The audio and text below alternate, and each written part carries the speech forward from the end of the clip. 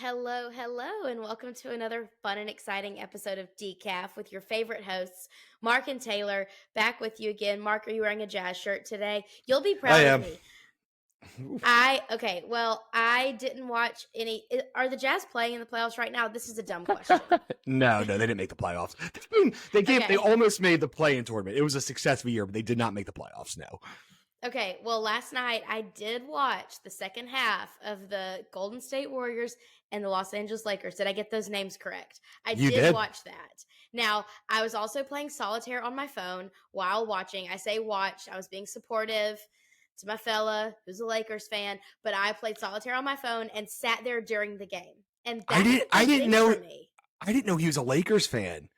Well, he was born in California. He spent his childhood years in California. His whole family's Californian. They moved here, not That's with the rest of the really, California migrants, but really earlier. problematic. That's very problematic in my eyes. I don't know how somebody, and I know that you love these teams and it's great, but at some point, if LeBron James ever came to the Jazz, I would not cheer for them. He is such that would make me not cheer for them legitimately. There's very few players like that. It might just be LeBron, honestly, but if he came there, he is such a moron and just It's, says the dumbest things. He's I great. know. I mean, I'm not taking away anything from how great he is, but I could not cheer for a team with him on it.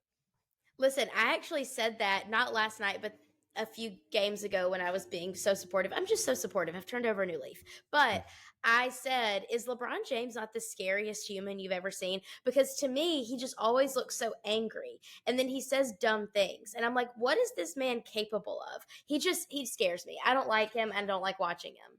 Well, I think the angry thing's probably a good thing. It means he plays with passion. I mean, the thing is, it's hard when you watch him play. You're like, man, this guy's great. And I also don't like Steph Curry, so it's actually two of the players I hate the most in that series. And the Warriors have always cheered against. They're not. They're kind of the team I hate. So I don't. The only thing I want is for none of those teams to advance. I know it's possible. I know it's impossible, Mhm. but I dislike both those teams. I haven't even watched a game of that series because I just don't care, and I hope both teams lose. Well, that's okay. So you gave me a hard time when the football playoffs, the NCAA football playoffs came around last year because I was like, I want all four teams to lose. But sometimes you just can't cheer for anybody. I am being supportive. I have no dog in this fight. I have my Jazz jersey that you gave me. I am a Jazz fan by default. Um, but because of you and you were the first person Colin that got Sexton me in too.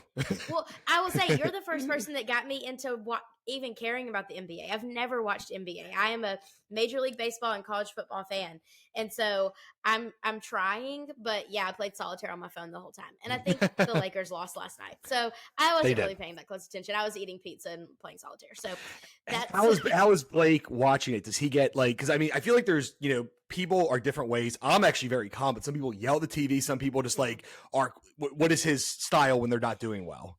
he's very stoic. So the only time I've ever seen him get riled up was around the Titans when toward the end of the season last year with the Titans. He does not get riled up. We actually turned on the game.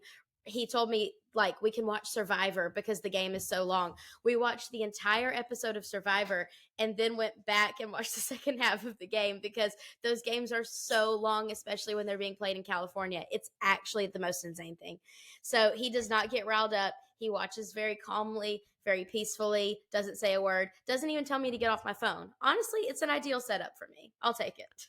Yeah, I'm actually weirdly kind of the same. Although I'm you could tell with my facial expressions more, and Oh, you then can tell with his. Yeah, I yeah, was yeah. I'll kind of say things like, "Oh no, yeah, it's better to miss layups." That's a great thing. More like sarcasm. Because I've never been a yelling person for whatever reason. It's when I'm so mad, I just will look there, be angry, and not talk for 20 minutes. That's kind of the way I deal with it.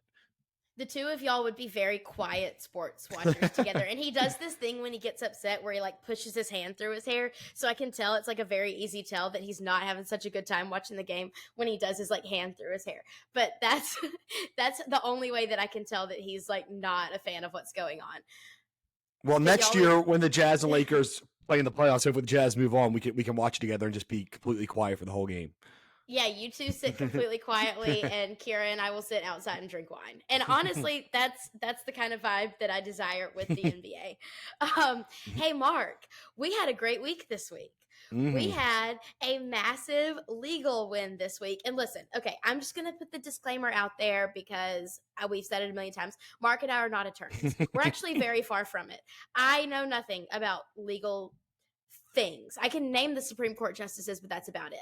However, we know that a win is a win. And we also know that when governments do dumb things and put forth laws that are not constitutional, we know that we have the capability to challenge them as the Beacon Center, and we're very lucky to be affiliated with a group that can challenge them. And that's what we did. Several years ago, Nashville decided that they wanted to build some sidewalks. They also decided that they wanted to spend money that they could have built sidewalks with on a myriad of other things that were not sidewalks. And so they started making people pay for their own sidewalks. Okay, just so you know, you can't do that.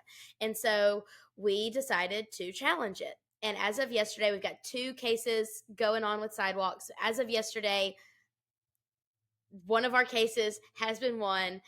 It was a federal court, wasn't it? Sixth Circuit federal court sided with the property owners and saying, hey, Nashville, you can't do this. Mark, you know a little bit more about the technicalities of the case, so let's hear it. What happened?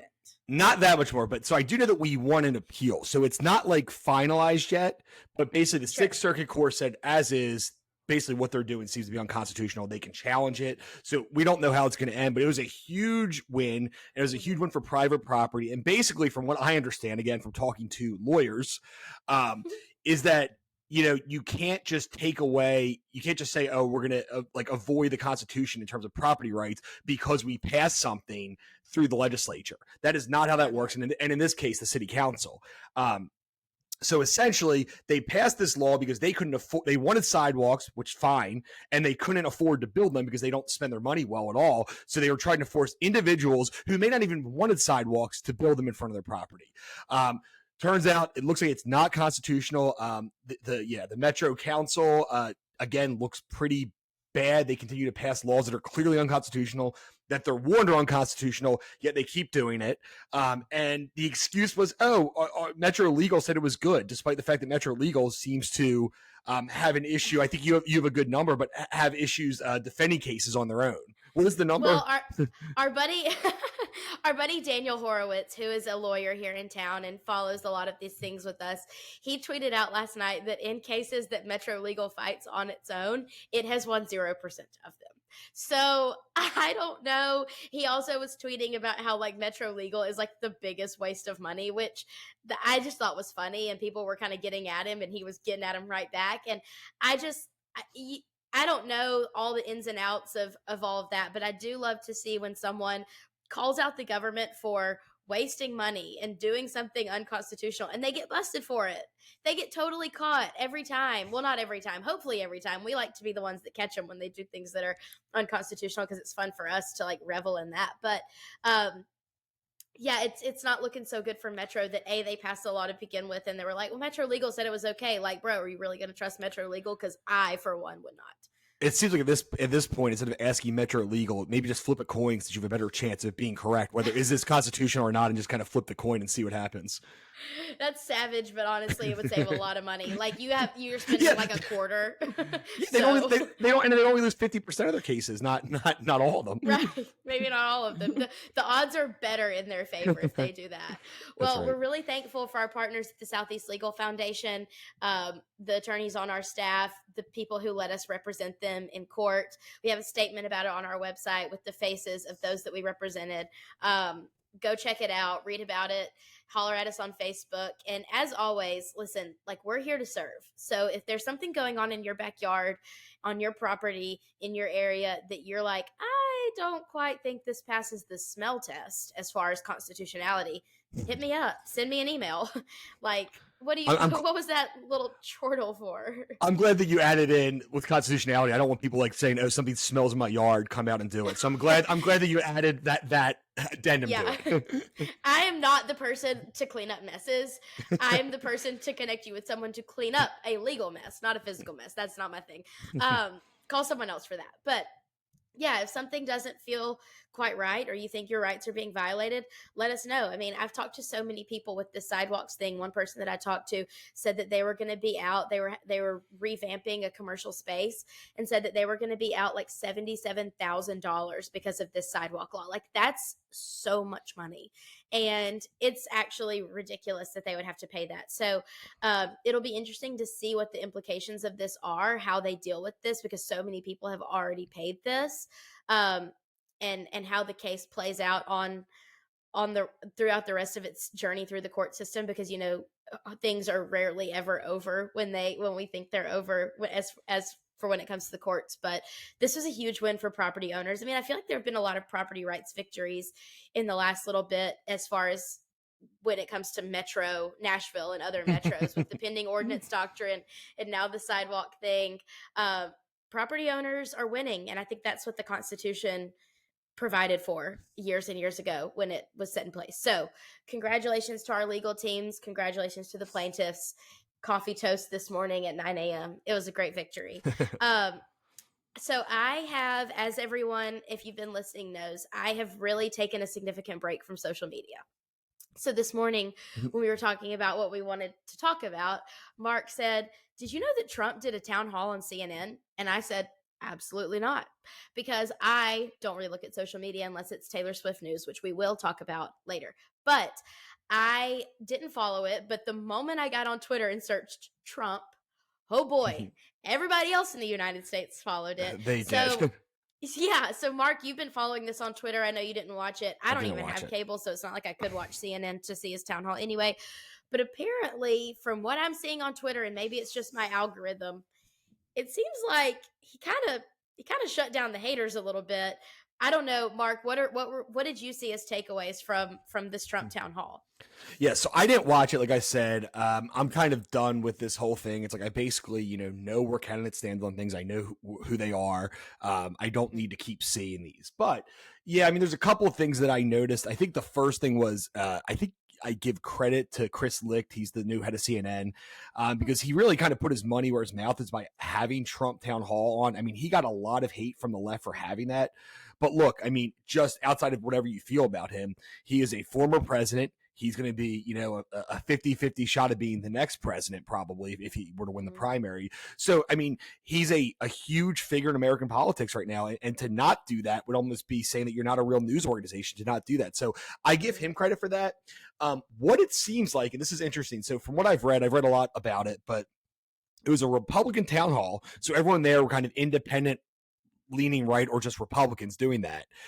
But it was a weird set of questions. Caitlin Collins asked the questions, but it was a weird set of questions where they asked about things that liberals cared about that Republicans really probably don't care about as much. I know they asked about, January 6th. They asked about the recent ruling from New York. They asked about Alvin Bragg, all this stuff. And basically, they didn't ask the questions that Republicans cared about. And a lot of these things were like, so, of course, when you're asking those questions, the moment that Trump snaps back at the moderators, people were loving it because they're like, you're not asking any of the questions of anything that matters to us.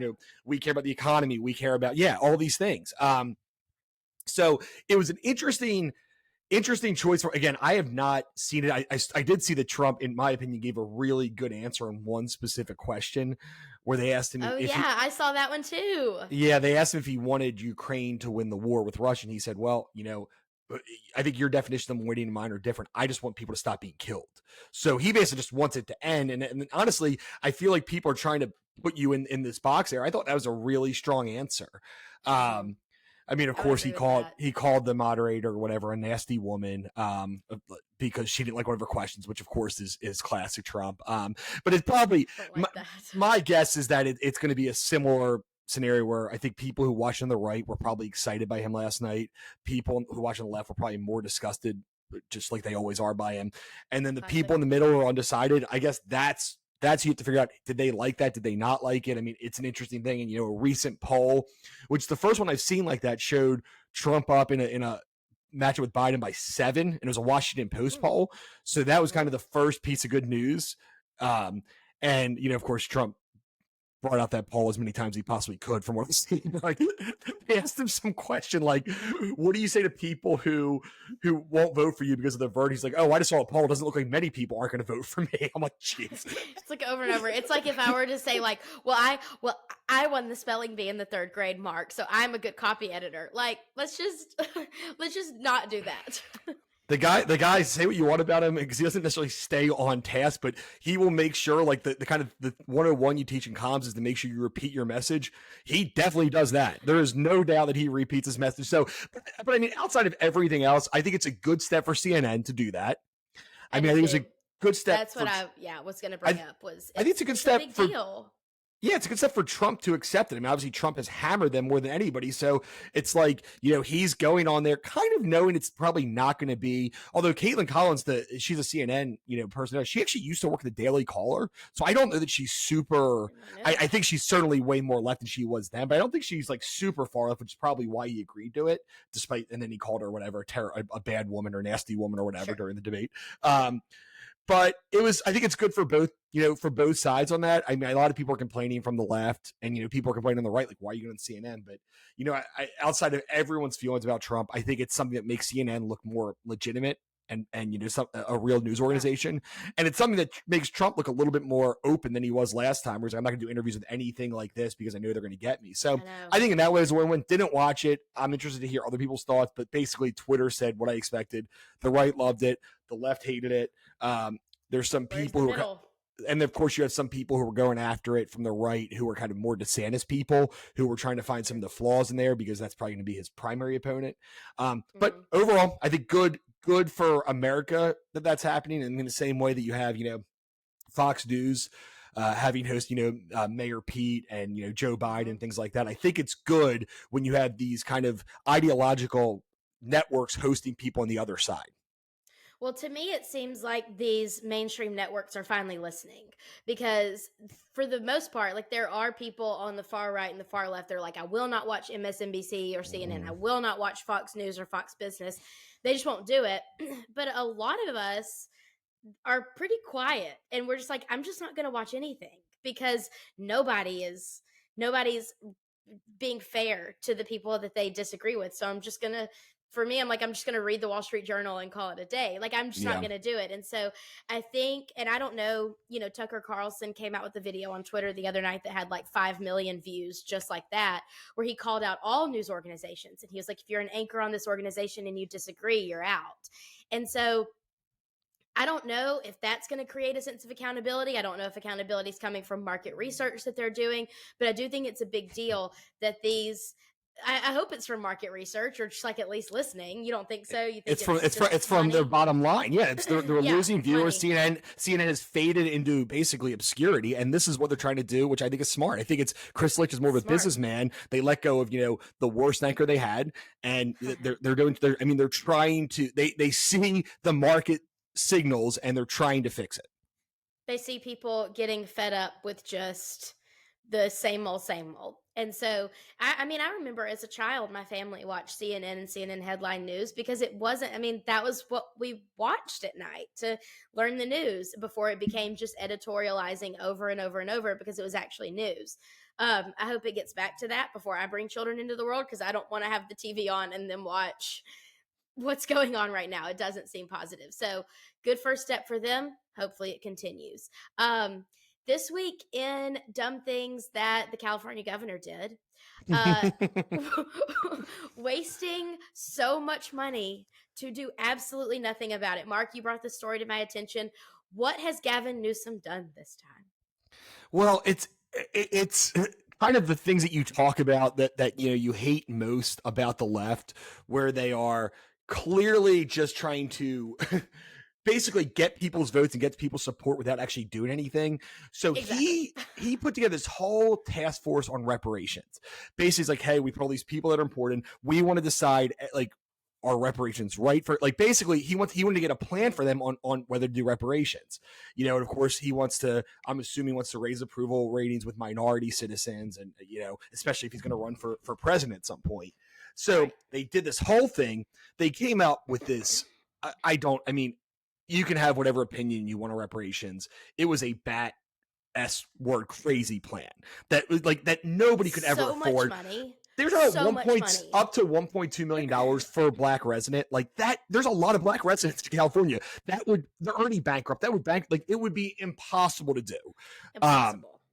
So whatever, they come up with this recommendation, and then after all of that, which is this is just what a political person he is. Gavin Newsom says, well, I don't think that slavery is so much deeper than money, so I don't think money's really going to fix it. So it's like, if that's the case, which you obviously knew all along, because this thing said the opposite, why would you fund this reparations, this months-long, years-long thing where you spend a bunch of tax dollars on this reparations, panel, and then they come up with the response, you say, oh, we're not going to do money. It's like, what was the point of that? Why did you, you're pandering, you're pandering to, again, and it's also, it's not even just pandering, it's kind of assuming, it really is kind of it's assuming that people on the left or people who are African-American aren't that smart, saying, oh, I'm going to pretend like I care about you, and then I'm not going to do any of the things that they say on there. I just want you to, I want you to know that I paid for this survey or this whatever. I didn't know what it was, a study.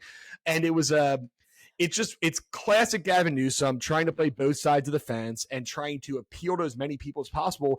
This catches up to people. Like, everyone knows that you're not serious when you're saying, I'm going to fund this thing, and because I think it's important. Oh, here's a recommendation. No, we're not going to do anything close to that. Why even do it in the first place? And if you had these opinions about, look, slavery is so much deeper than reparations, we can't just, use money to get rid of the problem. We need to do other things. Like, well, then why did you do this? Why did you put this panel together? Yeah, you already know how you felt about it. You didn't care what this came up with. You just wanted to act like you were doing something, which is going to be like, you wasted people's time and energy to do this panel, and now you're not going to follow anything what they say, which, again, they shouldn't. It's an insane plan. Nobody can, like, the state can't afford that much money. Even if you're for that amount of money is insane.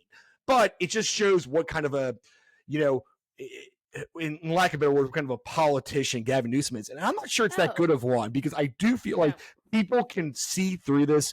Californians, I think, are smarter than this. I don't know. I mean, I see some of the things that they do, but I do think that they're smarter than this. And I think that this is going to end up being a political backfire by him. Well, when I say something like doesn't pass the smell test, this is one of those things that absolutely does not. I mean, this guy, like you said, spent a ton of money to do all this research and survey these people and get a bunch of recommendations, and then said, okay, done, not going to do anything about it. That's something that I think is a classic political move when you're running for office, like you said, and it's disappointing and it's gross. And I hope that Californians call him out on it, because it's just kind of gross that you would waste money doing that. I think that's icky. It would have cost, by the way, 800. Sorry, it would have cost $800 billion. That is so many dollars. Like, that's an actually insane amount of money. And I mean, good that he's not doing it, but why would you even go through all the steps? It just, y'all know where we're getting at. You went through all the steps just to not do the plan, just to make it sound good. Y'all know where we're getting at. I don't think this passes the smell test for anybody. Thank God we don't live in California. I'll just say that. I want to figure out how much it costs to do this, to do the actual task force. Because it cost, I mean, this is not, he put a bunch of people, he took a lot of people's time up, he did all these things. And like, this cost a lot of money. It costs people's time too. Imagine being a person on that task force and you're like, I gave up days at work. I gave up going places with my family. Oh, yeah. And I had all these meetings, and now he's not going to do anything with it. I would feel like a pawn. Like, I just think about the human aspect of it, of them feeling like a pawn. That's horrible. And listen to this, if that $800 billion price tag is correct, which is the assumption, that is over 2 times the entire state budget of California, as it already struggles with debt. So it's double. What an insane plan. That is so upsetting. I can't even fathom that amount of money. But yeah, of course he's not going to do it. So why would you even put people through this in the first place? Makes absolutely no sense. Before we go, I want to talk about the best day of my life, which was last Friday, May 5th, Cinco de Mayo, where I experienced Taylor Swift for the first time ever in person in all her glory, singing through her Eras tour. I was soaking wet in my feathery and sequiny dress, but it was truly the best night of my life. My feet were hurting. I had to walk through downtown Nashville in socks to get home, but it was the best night of my life. Mark, I know you hate it. Let me hear it.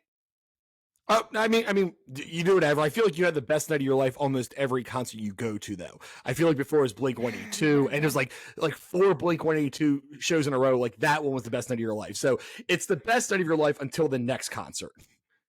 Okay, well, this one truly was the best night of my life, and I'll tell you why. It's because she is such a force. I love a night where it's like for the girlies. Like all the girls came out to see Taylor Swift, and we all sang at the top of our lungs every single song. I have a cold today. Like I am legitimately sick from being so cold and so wet at this concert, and I don't even care. It was the best night of my life.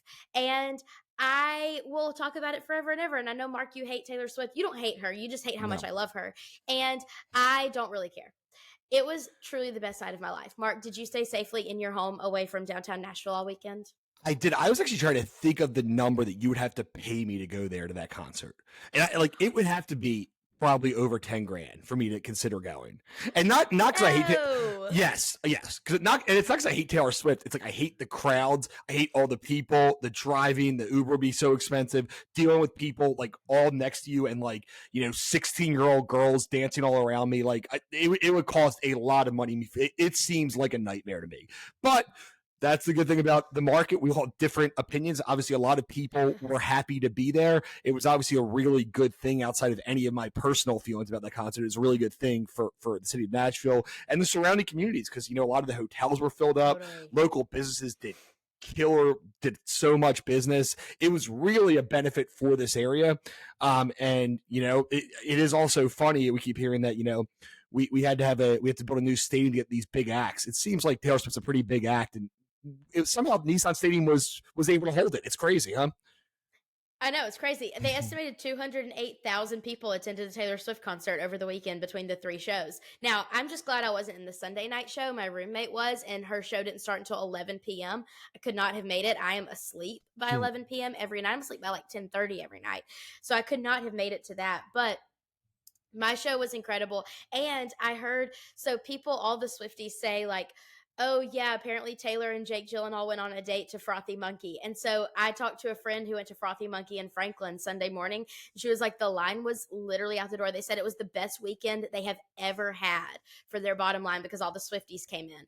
The Frothy Monkey on 12 South had a line wrapped around the building. I mean, listen, call us crazy, but Swifties are dedicated, and we will do whatever it takes to be in the orbit of something that Taylor Swift has done. And so it was good for the economy. Taylor Swift's good for the economy, and we love women who are good for the economy. To be clear, when you say dedicated, you say dedicated, but you also mean dumb because they went to all the wrong places that it wasn't even like Taylor Swift. So they just picked her in a place like they didn't know there's more than one Frothy Monkey. They had no idea the area, so it wasn't smart. They just spent money hoping they would see her at some point. I don't know if she's ever been to Franklin, so it doesn't seem like it doesn't seem like they did a good job doing that. They just spent money.